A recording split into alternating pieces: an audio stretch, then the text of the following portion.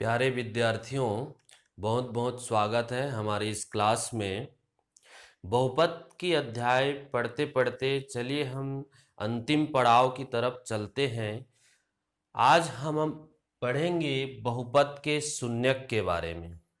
बहुपद के शून्यक किसे कहते हैं और बहुपद का जो शून्यक होता है कैसे ज्ञात करते हैं, तो इसको एक प्रश्न से समझने का प्रयास करेंगे। एक बहुपद लेंगे, बहुपद x square minus 3x minus 4 का शून्यक ज्ञात कीजिए। शून्यक ज्ञात कीजिए।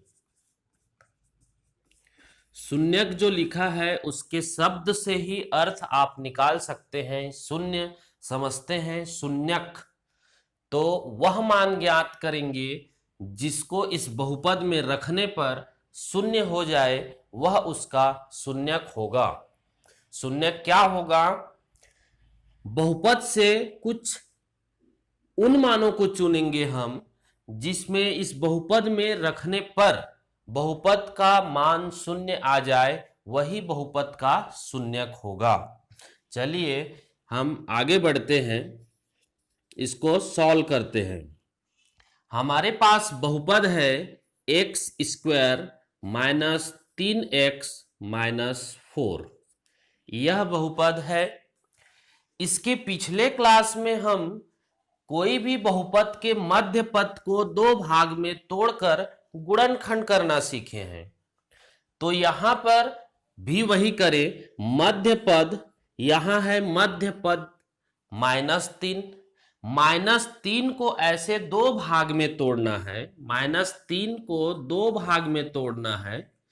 यदि हम उसको जोड़ें तो -3 आना चाहिए और गुणा करने पर AC यहां पर A का मान 1 और C का मान -4, मतलब -4 आना चाहिए। यदि आप पिछली क्लास की वीडियो को अच्छी तरह से देखे हैं तो बहुपद के मध्य पद को तोड़ने में आपको कोई दिक्कत नहीं होगा। वहां पर मैं बहुत ही अच्छे तरीके से बहुपद के मध्य पद को कैसे तोड़ा जाता है बताया हूं।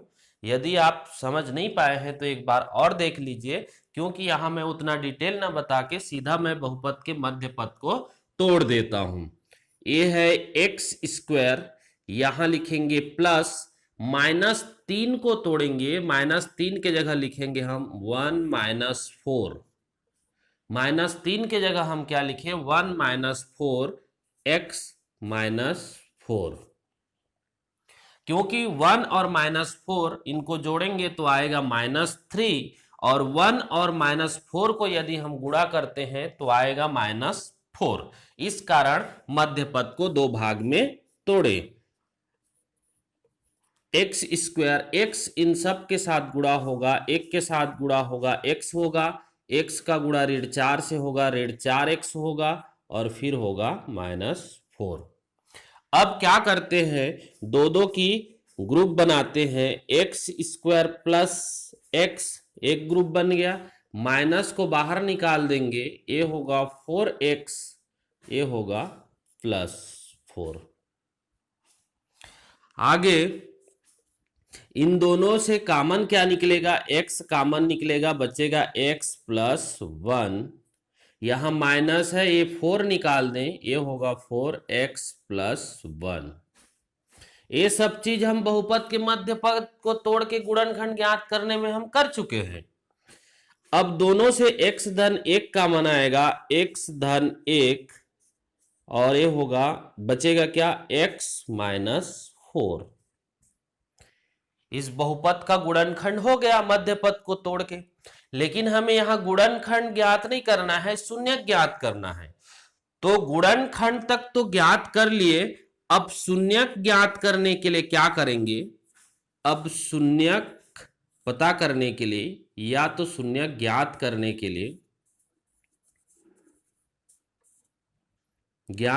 के लिए, हम क्या करेंगे?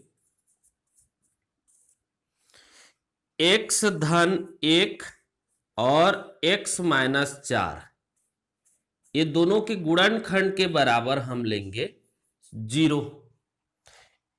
गुणनखंड के बराबर 0 लेंगे तो दोनों का गुणनफल 0 के बराबर हो। इसके लिए अब क्या होगा, x धन 1 के बराबर एक बार 0, x धन 1 के बराबर या तो 0 होगा या तो x माइनस 4 के बराबर 0 होगा। जब दो पदों का गुणनफल शून्य होता है इसका मतलब एक है, यह है कि उसमें से एक पद जरूर ही शून्य है, तभी शून्य होगा। या तो ये शून्य होगा या तो ये शून्य होगा, तभी दोनों का गुणनफल शून्य हो रहा है। अब यहां इससे x धन 1 बराबर 0, 1 को उधर पक्षांतर करें तो x का मान आएगा -1, और यहां पर x ऋण 4 बराबर 0 है, ऋण 4 को उधर पक्षांतर करें तो आएगा x बराबर 4। तो x बराबर ऋण 1 और x बराबर 4 यही शून्यक आ गए। अतः इस जो बहुपद का शून्यक है -1 और 4 है, -1 और 4 है। आप उत्तर की जांच भी कर सकते हैं कि वास्तव में -1 और 4 इसके शून्यक हैं। तो -1 यहां पर रख के देखिए, x के जगह -1 रख के देख ले, चेक कर सकते हैं रफली।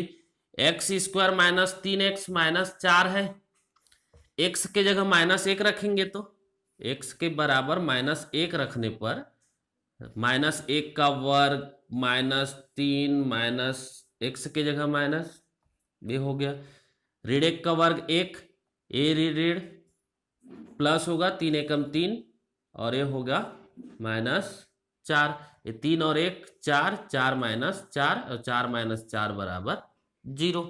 इसका मतलब ऋण 1 ऐसा मान है जिसे हम बहुपद में रख दें तो उसका मान शून्य हो जाएगा। इसका मतलब ऋण 1 इस बहुपद का शून्यक है। आप 4 को भी रख सकते हैं, 4 को भी रख दें इसकी जगह, x स्क्वायर -3x - 4 है बहुपद। चेक करने के लिए x के जगह 4 रख दें, x बराबर 4, 4 रखेंगे तो 4 का स्क्वायर -3 ये 4 - 4, 4 का स्क्वायर 16 -4 3 12 -4, ये हो जाएगा 16 12 4 16, 16 - 16 0। x बराबर 4 रख रहे हैं तो बहुपद शून्य आ रहा है, x बराबर -1 रख रहे हैं तो शून्य आ रहा है। तो यहां पर शून्यक है -1 और 4। हम समझ गए शून्यक क्या चीज है, वह मान जिसको हम बहुपद में रख दें तो उसका मान पूरा पूरा शून्य आ जाएगा। तो उसको ज्ञात कैसे करते हैं, आप गुणनखंड ज्ञात कर लीजिए, गुणनखंड के बराबर शून्य लेके x की वैल्यू निकाल लीजिए। यहां पर x का मान आया -1 और 4, ये दोनों इस बहुपद के शून्यक हैं। आप किसी भी बहुपद के शून्यक ज्ञात कर सकते हैं और उसको आप जांच भी कर सकते हैं। यहां देखिए एक चीज, यह बन गया पूरा, तो देखिए यहां गुणनखंड आया था, जो चिन्हांकित करता हूं आपको समझने के लिए, आप ना करें, यह बन चुका है, हम नए क्वेश्चन की तैयारी के लिए देख रहे हैं। यह जो आया आपका गुणनखंड x धन 1 और x - 4, गुणनखंड इतना आया तो उसका शून्यक कितना आया है, देखिए शून्यक आया है -1 और 4। इन दोनों को थोड़ा सा गौर करिए, x धन 1 और x - 4 है गुणनखंड, तो उसका शून्यक आ रहा है -1 और 4। यदि -1 और 4 शून्यक रहेगा तो उसका गुणनखंड क्या हो रहा है, x धन 1 और x - 4। इस प्रश्न में हमने शून्यक ज्ञात किया, लेकिन अगला प्रश्न ये है हमारा, आपको शून्यक दे दिया रहेगा, गुणनखंड ज्ञात करने के लिए बोलेगा, या तो गुणनखंड दे दिया रहेगा, शून्यक ज्ञात करने के लिए बोला रहेगा। तो यदि इसमें समझ जाते हैं तो आपको शून्यक के साथ गुणनखंड निकालने में कोई दिक्कत नहीं होगी। ये -1 और 4 है, यदि शून्यक तो उसका गुणनखंड कैसे बन रहा है, x, ये ऋण है तो प्लस हो जा रहा है +1, ये धन है 4 तो यहां हो जा रहा है x ऋण 4। आपको शून्यक कुछ कुछ दिया रहेगा,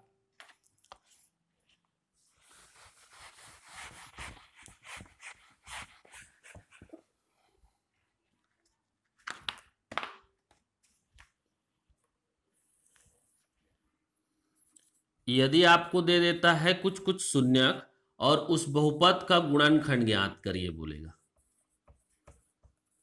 जैसे हमारे पास 3 4 ऋण 2 ऋण 3 1/2 -1/2, ये आपको शून्यक दे दिया है। तो शून्यक दे दिया है तो इसका गुणनखंड क्या होगा, बहुत सिंपल है। यहां से देखिए शून्य कितना था तो गुणनखंड माइनस का प्लस, प्लस का माइनस, तो 3 प्लस है तो x -3, 4 भी प्लस है तो x -4। यदि जो बहुपद है वह इस फॉर्म में रहे, एक x² + bx + c के फॉर्म में रहे और उसका शून्यक दे दिया रहे तो गुणनखंड इस तरह से आप ज्ञात करेंगे। ऋण 2 ऋण 3 है तो x, ऋण 2 है तो धन 2, ऋण 3 है तो x धन 3। 1/2 -1/2, तो इसका गुणनखंड x, 1/2 प्लस है तो यहां -1/2, और दूसरे गुणनखंड में x -1/2 है तो +1/2। तो इस तरह आप शून्यक दिया रहेगा तो गुणनखंड ज्ञात कर सकते हैं। यदि आपको गुणनखंड दिया रहेगा तो शून्यक बता सकते हो। यदि कोई दिया है आपको गुणनखंड दे देता है, गुणनखंड कुछ दे देता है और उसका शून्यक बताइए बोलता है, 1 नंबर के क्वेश्चन बन सकते हैं। गुणनखंड आपको दे दिया है x + 5 और x -6, तो इसका शून्यक क्या होगा, 5 प्लस में है मतलब इसका शून्यक -5 उस बहुपद का, और -6 है तो +6। तो इस तरह से आप शून्यक ज्ञात कर सकते हैं, बहुत ही सरल तरीके से आप ज्ञात कर सकते हैं और बहुत ही सरल है। धन्यवाद।